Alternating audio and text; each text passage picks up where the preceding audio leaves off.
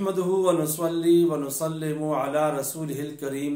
ملکہ زبیدہ بہت مشہور خاتون ہے، خلیفہ ہارون الرشید کی بیوی تھی، بہت ہی متقی، پرہیزگار اور دین اور مذہب پہ چلنے والی تھی۔ جو نہر زبیدہ ہے مکہ مکرمہ میں بنی تھی، اس کی بنیاد بھی اس نے رکھی تھی اور بہت زیادہ خرچ کر کے یہ نہر کھدوائی تھی، اس لیے کہ اہل مکہ اور حاجیوں کو پانی کی بہت زیادہ ضرورت تھی، تو اس نے بہت بڑا کارنامہ سر انجام دیا تھا۔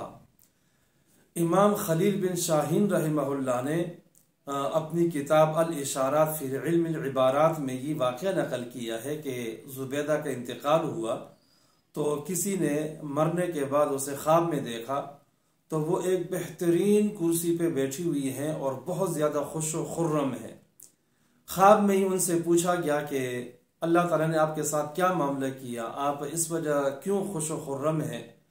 تو اس نے کہا کہ میرے ساتھ اللہ تعالیٰ نے اچھا معاملہ کیا، اور اس کا سبب ہی بنا کہ ایک مرتبہ میں اپنے گھر میں بیٹھی ہوئی تھی اور میرے ساتھ بہت ساری باندیاں، بہت ساری خواتین، سہیلیاں، بہت ساری عورتیں بیٹھی ہوئی تھی، ہماری محفل تھی اور آپس میں ہماری بات چیت چل رہی تھی۔ اتنے میں اذان ہو گئی۔ جو ہی اذان ہوئی تو میں نے اذان کے ادب میں، تعظیم میں اور تقریم میں سب کو خاموش کرا دیا۔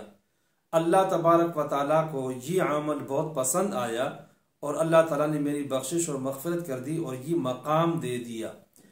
اور ایک روایت میں آتا ہے کہ وہ فرماتی ہیں کہ جو ہی میں نے اذان سنی تو میں چونکہ عورتوں میں بیٹھی ہوئی تھی تو سر ننگا تھا، اذان سنتے ہی میں نے دوپٹہ سر پہ رکھا اذان کے ادب و احترام میں، تو اللہ تبارک و تعالیٰ کو یہ عمل بہت زیادہ پسند آیا اور میری بخشش اور مغفرت کر دی۔